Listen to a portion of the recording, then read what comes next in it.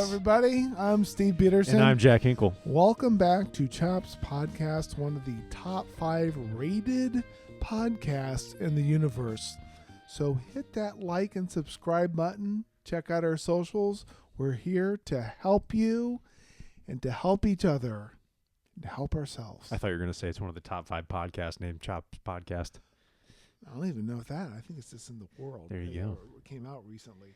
So, yeah, Jack, don't forget that our mission with doing this podcast, Here we go. we had the trifecta. What was the trifecta, Steve? It was know/love your content, know/love your teaching, know/love your students. Do you still hit all 6 of those? Oh, I think, interesting conversation would be like out of content, teaching, best practices teaching, and knowing your students, like which one do you think you were on the slow take? Which one is the weakest? Which is the weakest? I'll tell you what, I think yours is. Yeah, I bet you did. I bet you could. Shoot. Well, it seems like the content and the teaching kind of chase each other. Like the better you get at one, it kind of feeds into the other. How so? Well, if you get excited about something, and you and I have talked about how we think the jazz bands sound best in the summer, Yeah, we get more excited about how we want to teach it. right. And so, I'm kind of doing some listening. I'm like, oh, I could do this and this. Yeah. And so I feel like I'm like chasing these. So, and then the students is like its own separate thing, but very important. I honestly, probably right now, the weakest is the knowing my students, because I just got a whole bunch of them that are new, and I'm still trying to figure out about those kids. And, we've been together like a month in the summer, and it's easy to know the kids that like talk to you. And it's harder to get to know the kids that are quiet, and you have to be really intentional about that. So that's what feels the weakest to me right now, is knowing my kids. Wow, that was really insightful, Jack. Why do you sound so surprised? It was kind of surprising. I was surprised. Because I didn't think you would say that, because I thought that would have been at the top of your list. What was my weakness going to be, did you think? Were you thinking? My teaching? No, I wasn't even thinking about it. I was just thinking positive for you. So I was thinking that you probably would have listed like building relationships. Oh, okay.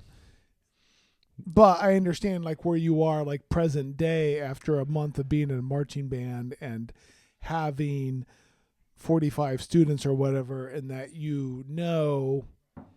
30 of them really well. Yeah. Or fairly well, and 15 are pretty new to the game, so you don't know the freshmen as well. That makes sense. That was very insightful. Let's give it up for Jack. Thanks, Woo! Steve. Okay, content, teaching students. I would say content was struggle for me, low.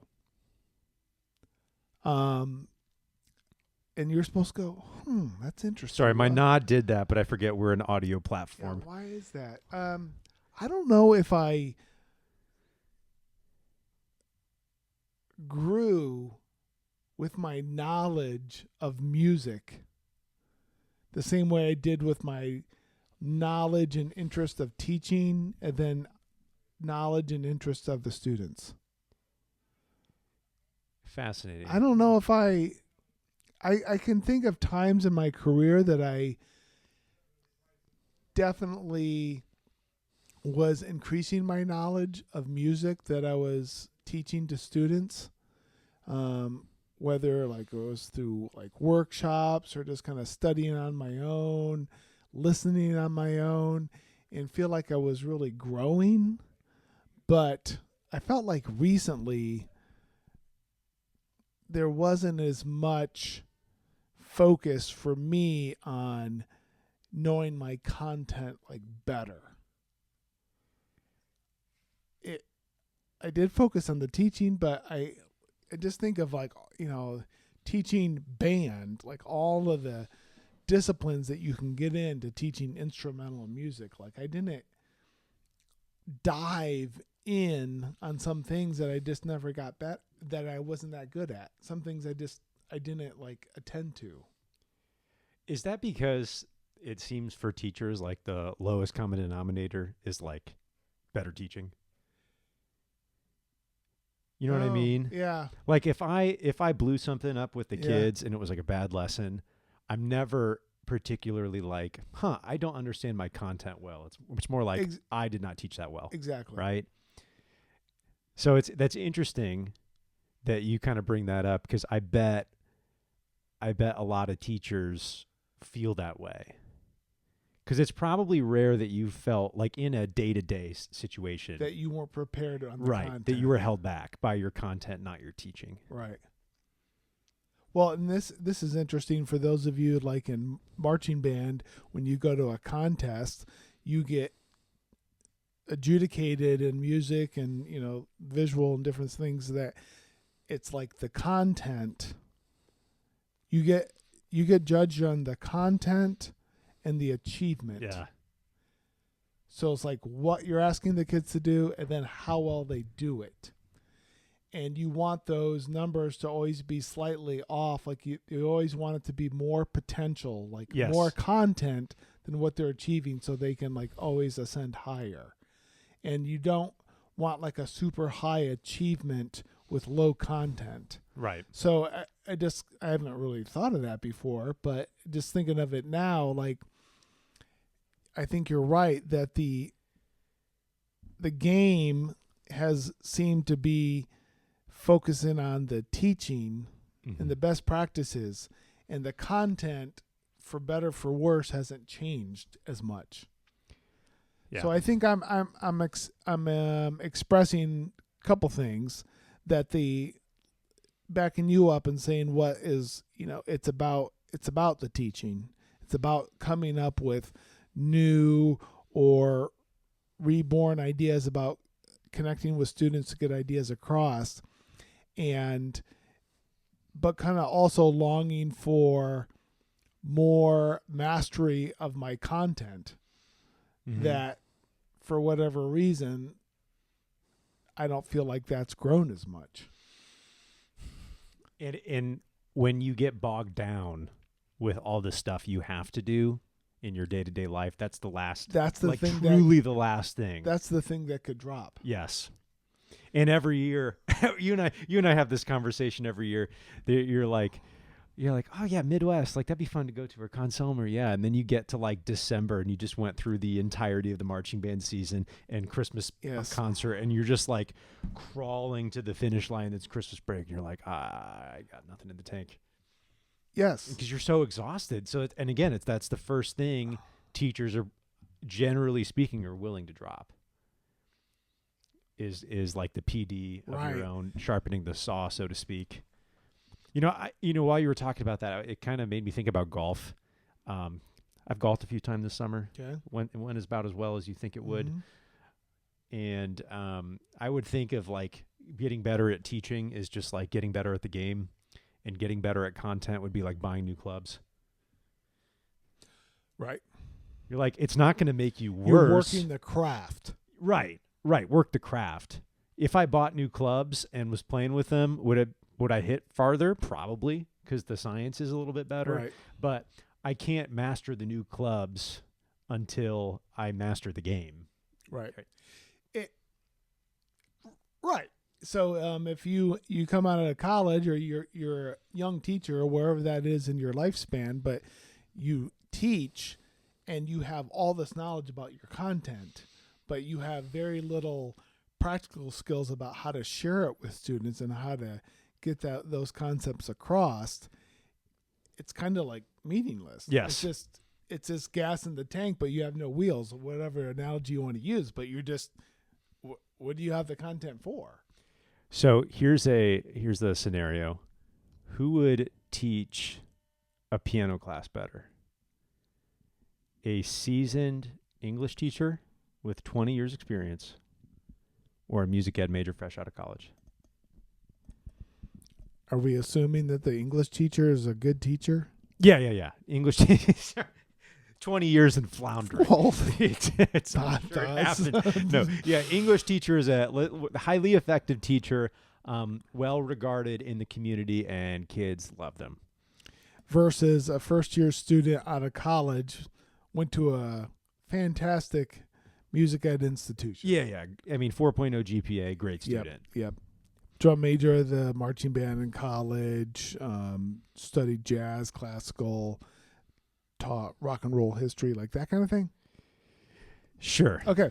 I would take for sure, obviously, maybe not obviously, the seasoned teacher. Because I know even if I had a colleague friend of mine who was an English teacher said, "Hey, will you teach piano this year? Do you know how to play piano?" No. Okay, here's this book. And here's this book, and stay 2 pages ahead of the kids, and you got this. How do you teach it? However you want. However you want. What should I use? Like physical things or like digital things, or what do we need to do? Paper, whatever you want. However you want to do it. Should we work in groups or small groups or individually? However you want. I think, that teacher, a good teacher can teach just about anything. Steve has a theory that you could. I do. Yeah, we've talked about this. Steve theory. You give any teacher, any like highly effective teacher, 2 weeks in the textbook. Oh yeah, I thought that was yours. I think it was you. Okay, but you give them 2 weeks with the textbook and get them a head start in the kids. Let them prepare, like span out the semester, give them Yeah. a template or something, and good things could happen. Now, would you say the same answer if it was like a band class? Not marching band, but like concert band. So if I had the English teacher with experience versus the young teacher with The content. content,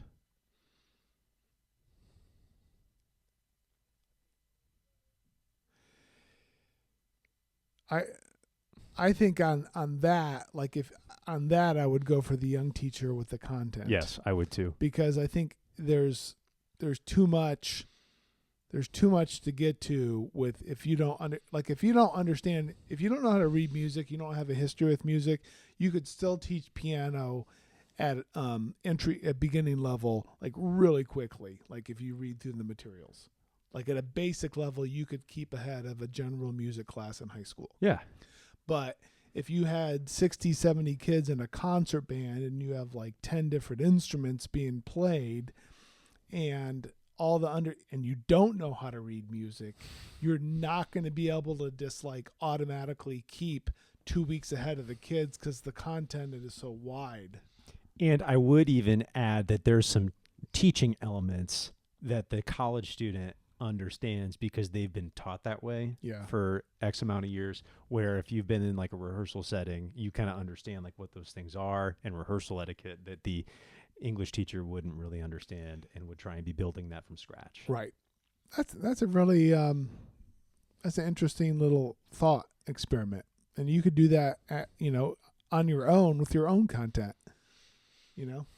Regardless of English or mathematics or science or social or humanities. If I was a principal, I'd hire you to teach like social studies or science. Right. I think you could do it. Me? Yeah, I think you could. Notice he didn't say math.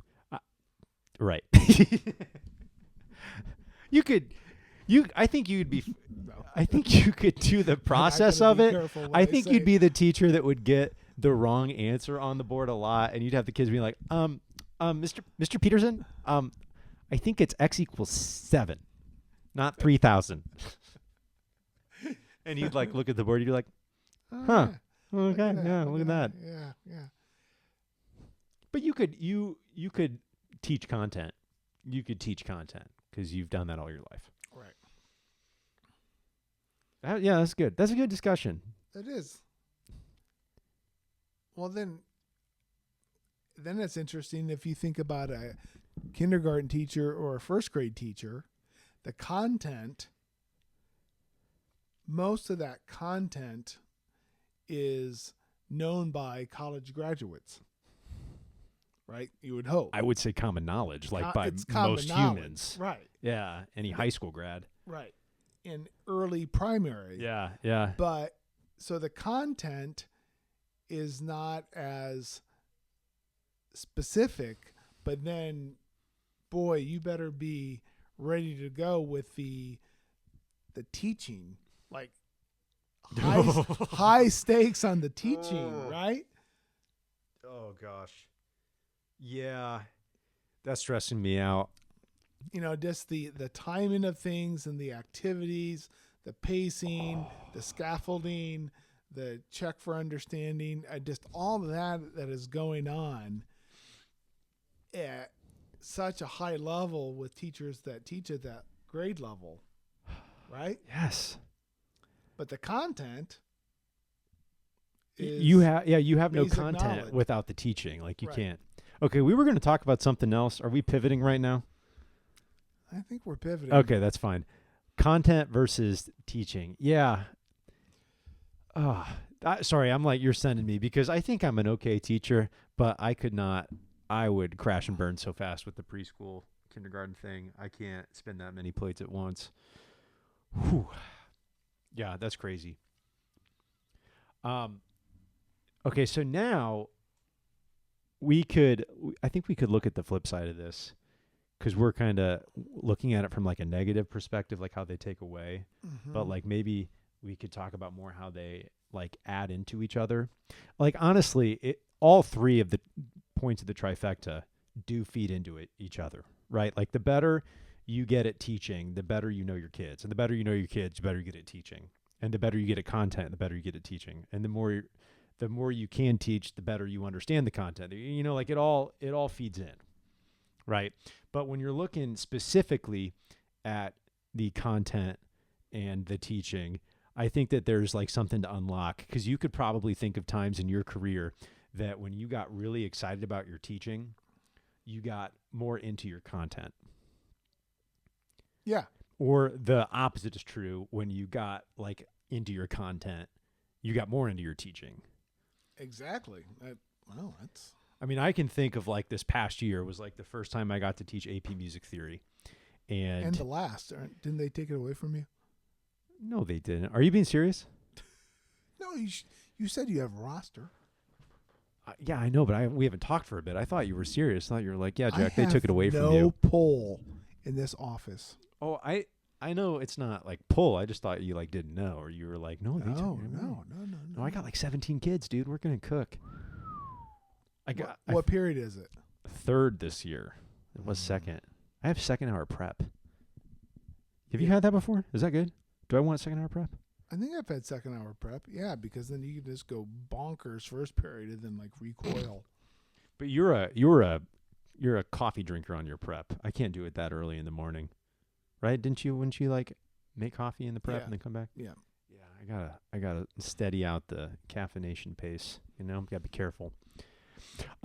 With theory, back to the topic at hand, that is some content that like really excites me. Hot take for a music teacher, right? I don't know if every teacher feels that way, but I am a theory geek and my students know it. But like, it was kind of fun for me to rediscover some of these things that I haven't like thought about or worked on since college. And I kind of had to reignite some of those things.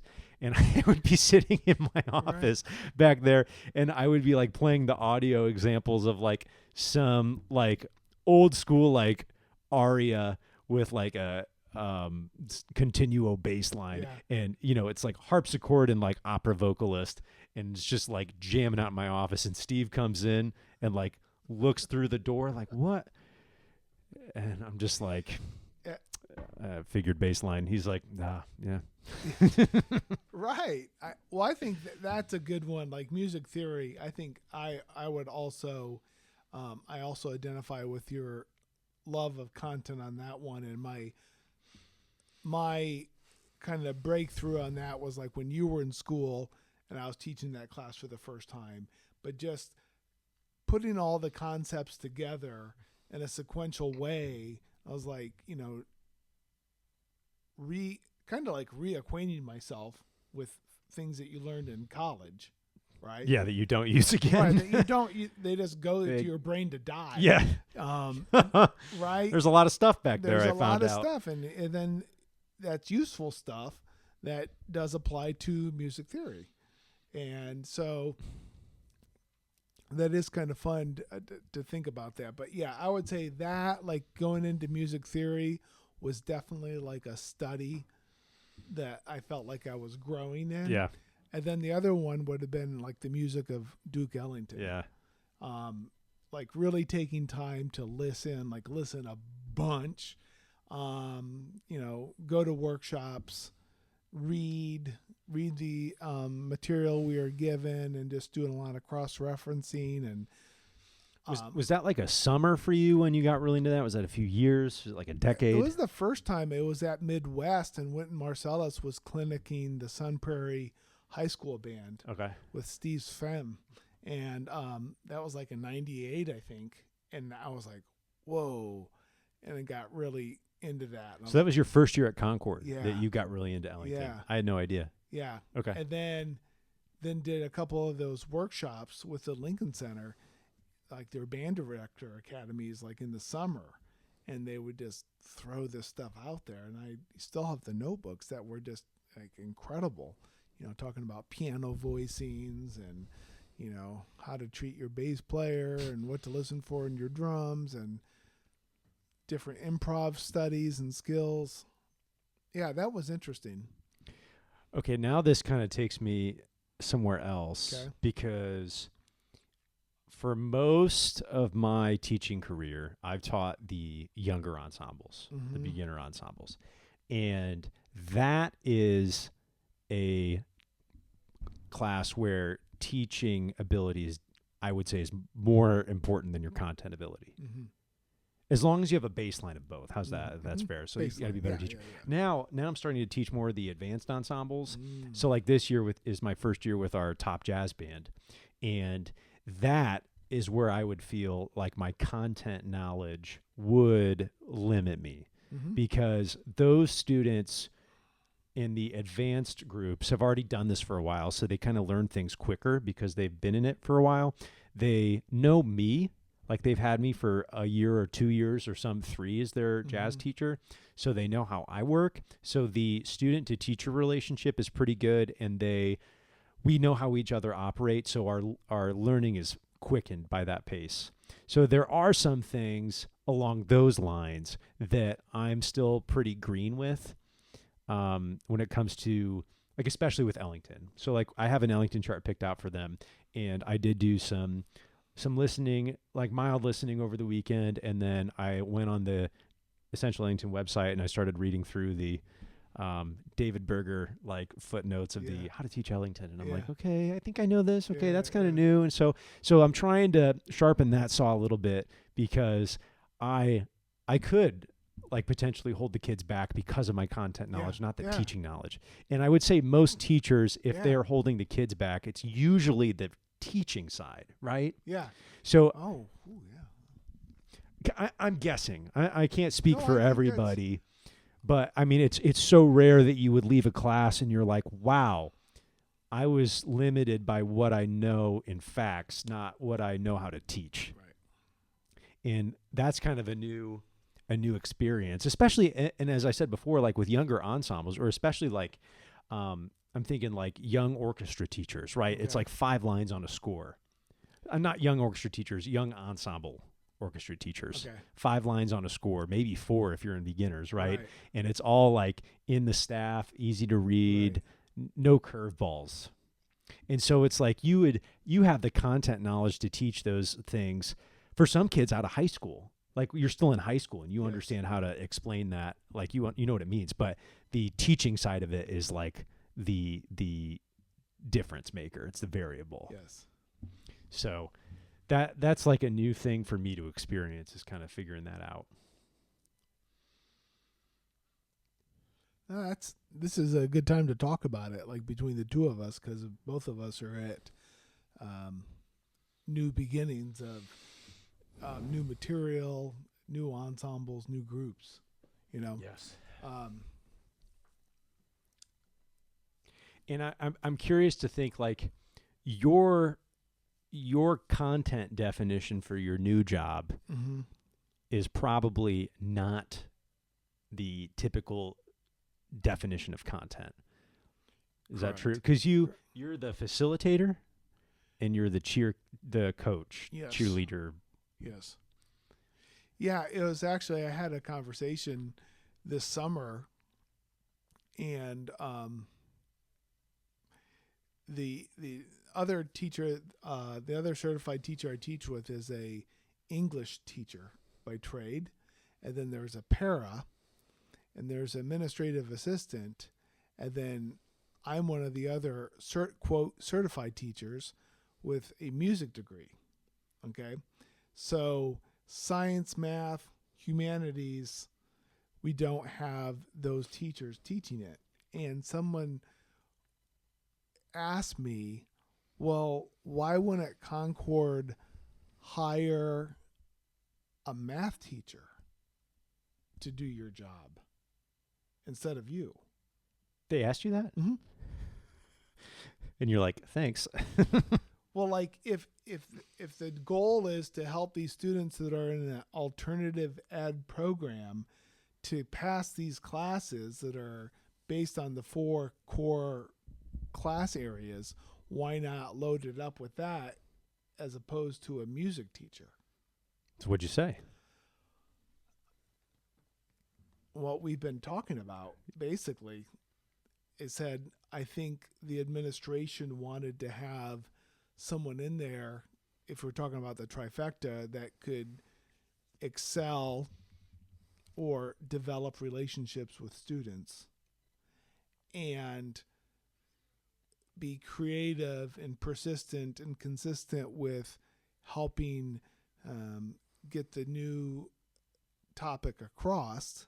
So just being a little bit more adventurous with the teaching method, and figuring out that teacher could learn the math and science as we go along to keep even or ahead with the students. So I think it's a job. I have no idea. So I'll tell you next week after some experience.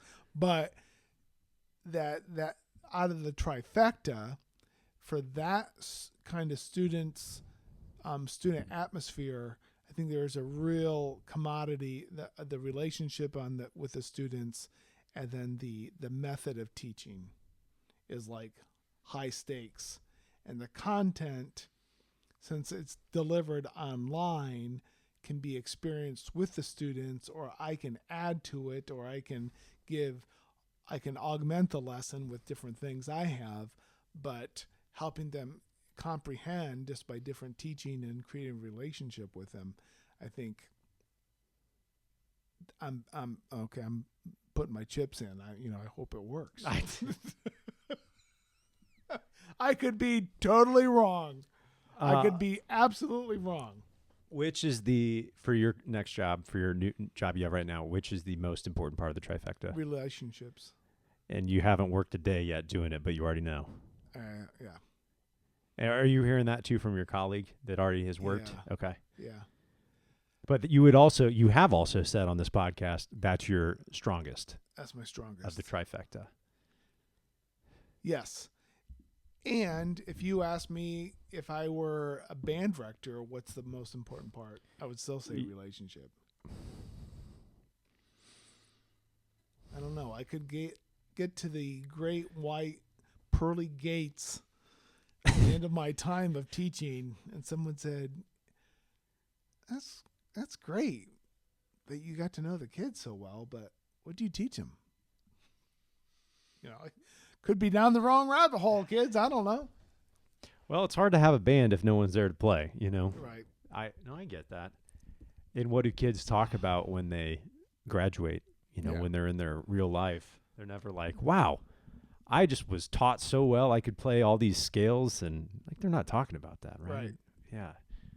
It's about the relationships. I mean, that's why you and I are here today, right? Exactly. Is because we had those relationships when we were kids Right. with teachers, but with friends, and Right. it all Well, and worked that's out. why you and I are doing this podcast. Like, you and I were in the student-teacher relationship, but then it moved to like teacher-teacher relationship, and just kind of started batting these ideas around, and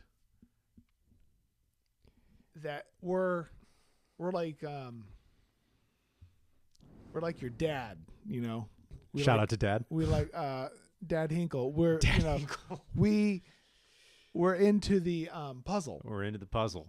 right? The content varies, but the puzzle is kind of what keeps us coming back. And there are days where all three of the pieces like fit together super well. And you think And you think you're awesome. bomb. You're like, this job is the best. and you can't wait to love go to this. school tomorrow. And then the next day, it's like, it's not even a puzzle anymore. It's just pieces of cereal, and you're just Right. trying to mash them together. And you're like, what am I doing with my life? I Right. am the world's worst teacher.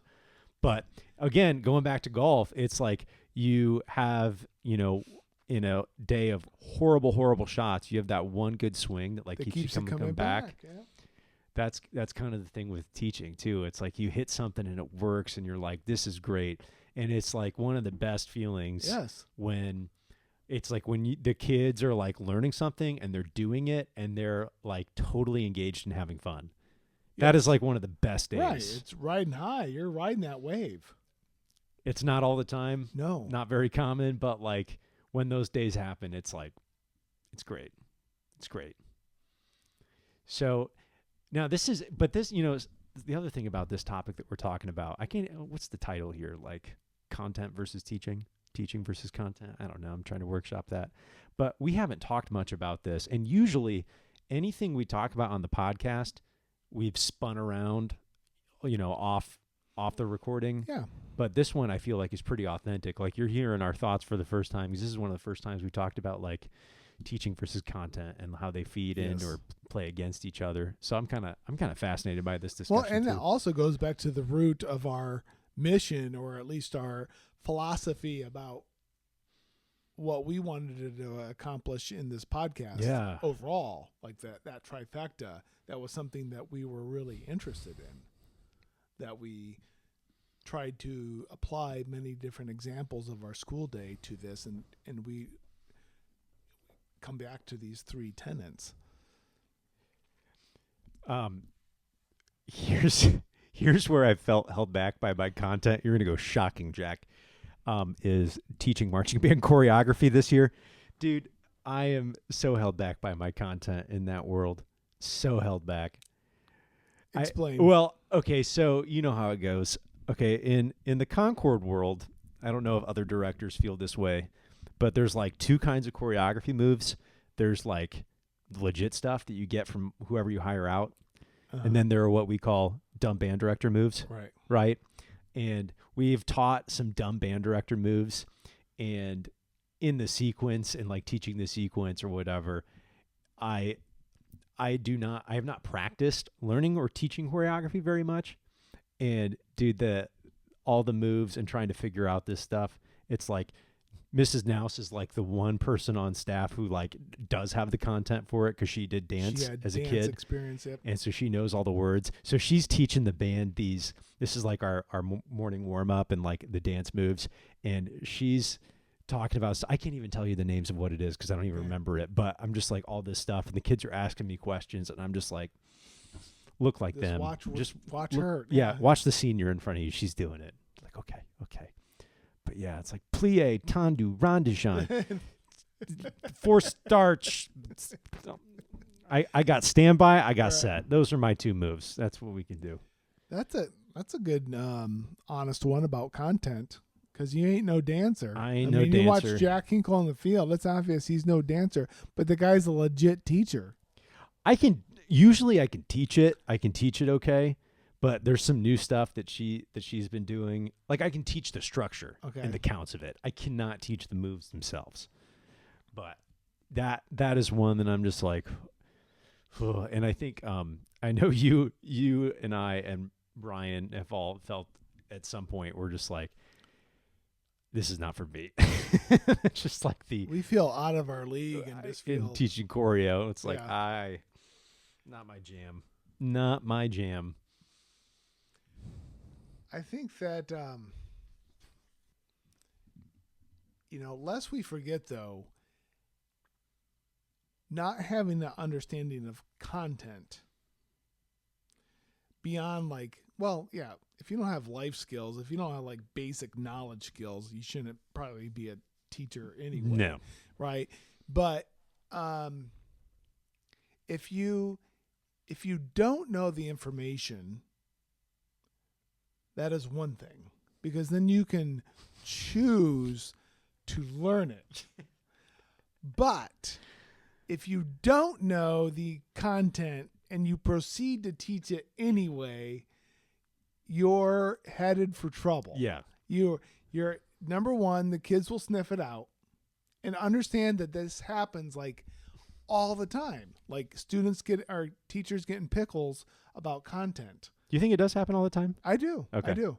I think people that teach long formulas and objectives things, they have it, but when they teach it, sometimes they just get it spun around, or they have it in their mind how it is, and they're like, oh, that's not what I thought. Kids will like laugh about that, like about so-and-so tried to teach this and, it ends up being wrong. And, Oh, yeah. Yeah. But myself, like, there are times, like when I was teaching my content, I did not know what I was doing. And as an example, like when I taught in Kentucky, Kentucky stories are back. I don't think you knew this one, but let's go. I really was an awful teacher. I think I'm not going to say I'm still an awful teacher, but that little boy still lives in there somewhere, because I was foolish, and I really did not have a clear vision of objectively what was supposed to happen. I think I had one like emotionally and morally what was supposed to happen, but like objectively, I think Steve Peterson like didn't take his meds that day. So I was teaching trombones to these students at Black Mountain Elementary School, and they all played, most of the kids at that school played trombone because that's the instrument I had available. Okay? Makes sense. And I taught the trombones to sit, to have their bells straight up or slightly elevated, because I thought that would help us in marching band. If the kids just learned, now normally if you play a trombone, you don't have it level because it would be too bright. It would be like sending out your sound directly to the audience. So it's usually the bell is down a little bit, then it's like buffered by the objects around it, and it's not a direct contact. But I had these like 12-year-old kids sitting up super straight and like raising their bells. Okay. I don't know who, I think I just thought that my own. But then I was teaching the kids that when they buzz, they need to make sure they smile and pull the corners of the lips back. I'm trying to do that. It's impossible. So if you're a brass player, you're just like, you're such an idiot. Like, there's a combination of pulling and pushing the lips and, firming the corners and having a little bit of elasticity in the middle of the lips to allow vibration. But I was telling these, There's a loud thump in the hall, and we're very stunned. And we just heard someone go, "You all right?" Yep. Somebody tripped or something. But I was teaching them the wrong thing to do. Okay. So it produced this very stringent, awful sound, right? But I had a former band director, Mr. Jerry Bordner, who was one of my teachers in high school. He lived in Knoxville, and I invited him to come up and observe me. Said, would you just come up? Because I was pretty isolated, and come up and just like hang out with me. And so he's like, what are you doing to those trombone kids? Like, that is crazy. And he was retired, and he was like, no, you got to bring the corners in and buzz from there. No, like he was like mortified that I was teaching, and I was like, 2 months into my teaching career. And then he goes, well, as far as like the trombone posture, he goes, that's an interesting concept for marching band, but still, these were like sixth graders. Then we're going to march for 3 years, and it was not a good practice. So that was an example. And hence, that band was held back because of me. Now, did I have relationship with the kids? Not at all. Did I have a system of teaching? Not at all. Was I creative? Not at all. No. And I saw the kids once a week, and it was awful. The end product was awful, with the pointer, the compass arrow pointing to reason of failure consistently went back to me. It was my problem. And that was an example of poor understanding of content. I had trombone classes. I had low brass classes. I had trumpet classes. I had all that. I was proficient. I did great in those. But in the heat of battle, I did not recognize the content correctly. I bet a lot of listeners right now that are band directors are thinking back to their days as a first-year teacher, maybe teaching a different instrument family, and they're going, "Yep, me too, brother. Me too." Yes. Yeah. I mean, think about, how luxurious we have it here is that, almost all the time we're teaching our own instrument family. Yes. Almost all the time. And if we're not, it's with kids that are pretty advanced. And sometimes, or a lot of times, if it's not, you're with another teacher. Yeah, you're with the teacher who can do Yeah. that stuff. Yeah. Except jazz band. Except jazz band. But again, those kids are have been playing their instruments for 6 or 7 years. They can buzz, If and I only have a few of those tricks, right? Like if a saxophone is a little squeaky, I'll say less mouthpiece. Yep. Right? If they're and that's wet the reed. You just have your 6 buzz phrases you throw out, which is when you teach in high school, kind of all you need. Right. Most of the time. But as a first-year teacher who you inherited the entire program that's basically starting from zero, you would have to have – I mean, there are band directors right now that are very successful that have taught for 20 years plus that don't have the content knowledge you would need to be able to do that really well. Right. It's kind of unfortunate the way that some of these systems are built that the youngest teachers – to get those jobs are the least qualified to have those jobs, whereas the highly coveted jobs are some of the, quote, simplest or easiest to walk into and teach based on your skill set. True. That's true. It's like the school should have a drafting order. We should draft the hot shot teachers to the critical need, Because if you went back there today, if this Steve Peterson went back there, you would rock that house. That would be a totally different scenario. Totally different. And I apologize if you went to Black Mountain Elementary. One of those 6 trombone kids is listening. 1994, 31 years ago. I apologize. My embouchure has never recovered. And I remember too, in the drum line. Well, it was more like a drum blob. It wasn't a drum line because I think I had 3 kids in the drum line, but I had it in my mind, the kids were kind of self-taught in the drum line. It makes sense. They kind of learned how to play, and they were playing with both their hands in the same position called match grip. I had seen Concord and Lake Park High School and other places teach traditional grip where you flip one of the hands around so it's up down kind of thing. And I was demanding that the kids do this. And if you asked me why, I would just say because I saw somebody else do it. And the kids could not play straight eighth notes playing in a traditional grip. And I remember one of the kids would be like, "Buddy, I can't play this way." Buddy, why are you making us do this? He said, "Why are you making us do this?" And he ended up being a very loyal and nice kid, and he did it, but he just didn't understand why. And he asked me, and I couldn't say why. And if you're a drum instructor now, some people do match grip and some people do traditional, and we've had teachers here at Concord do both. It's a thing that you can choose from different ways, but I didn't have a reason. I just thought I had this vision in my mind of how it's supposed to go. And regardless of what age or proficiency proficiency level they were at. I just thought we were supposed to go to traditional grip.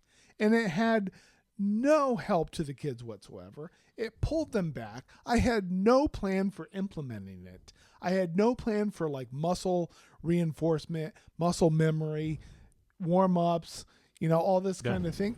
It wasn't going to stick. Sure. So eventually I was like, forget it. Just go back to, but so another thing for teaching, I think, keeping in touch or having go-to people to contact, like I had like Mr. Bordner to ask him. And I, I still make calls, of seasoned teachers. Yeah. And asking them what to do in this situation. And I think that's like really important if you have like a specific concept that you're wanting to teach and you just kind of talk to somebody else. I think too, that something you're hinting at is that for first year teachers who have come from a pretty successful program with pretty high standards, there's a big level of fear to deviate from anything that they ever did. Yes. Right. And I remember my first couple years, I like taught out of fear of like messing it up and doing something I shouldn't be doing. Not even caring about what the result was going to be, but just how I was doing certain things. I was fearful of just like what people would think or what the kids would think or whatever. So like an example of that is with marching band. I like one of your quotes that you like for us is when we teach, we can do whatever we want. Yeah. Right. We can teach it however we want to get the results we want in the best way. And in marching band, I've totally changed up how I teach. I've started having the kids like kneel just to like do quick looks at music and then stand back up. Sometimes we'll play sitting down, or like there was a senior in my section played lying down because I had them we were like working on memory. So I'll say, okay, knee. Okay, play it on your knee. Okay, one more time on your knee. Okay, now face a different direction that's not your music. And then that's kind of silly for the kids. Right. And some of them will play like against a wall or like like back to back with a friend or something that's just like different, but it's still like based in, can you play, like look at your music, or can you play this without looking at your music? Is it best practice to play like that all the time? No. Is it fine for one time to test our memory? I think so. Sure. I'm willing to risk that, but it helps create the kind of atmosphere I would like to have for like a little moment of silly in the mass of hard work that is marching band. And I would have been like afraid to do that my first couple years because I wanted it to be what it was, not what it could be.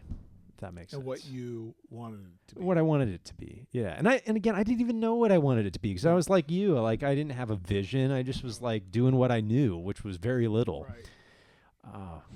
Yeah. So hopefully this podcast, like talking about content versus instruction, feels hopeful for new teachers that are listening, because if you have questions about content and best teaching practices, and that's a lot. Yeah, that's a lot. And then you throw in the students, like how to take care of the students, let alone like classroom management, which is all tied together. Yeah. That's a lot to think of. It is. And it's so different than being isolated and talking about it in a textbook and isolating these ideas. But when it's time to go and tape's rolling, you're doing all these things together, and you're constantly watching the levels on the gauge on each one of those trifectas. Yeah. Right. And you're just like the captain of the ship, and you're like, but don't be afraid to reach out with content, and you don't need to contact first chair Chicago Symphony trumpet player to get brass pedagogy techniques. You don't need to call the hottest name in the industry. It might be the person next to you in your office. It might be the person down the street at a neighboring school. And it doesn't even have to be like a music person. No, if you're an ensemble, just ask a teacher, because best practices kind of are, universal. Yep. I thought you were gonna say like write in, like DM us, Yeah, DM us. comment on the stuff. That'd be fun. Do like a here's my situation. Let's talk. I would love to do that. That would be good.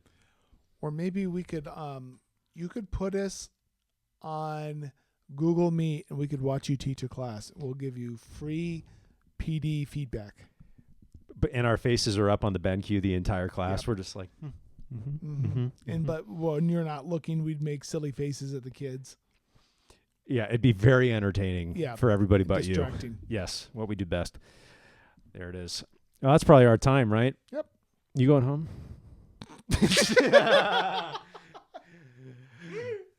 Are you? No. Marching band pictures tonight. Marching band pictures at the RV Hall of Fame. Yeah. Which is actually, it sounds very silly if you're not from the area, but it's actually like really nice. It's a beautiful nice venue. It is a beautiful venue. A little bit of history. Yep. The progression of the RV manufactured housing world, but then also some displays. But then it's awesome, like gathering space. Yeah, beautiful facility. Beautiful. Yep. So that's it. So you are going home? Yep. Okay. Very cool. All right. Follow us, like us, subscribe to us, call us, comment on our TikToks, ask us 2 perfect like them, questions. 2 perfect questions. So for Steve Peterson and Jack Hinkle, we're out of here. See ya.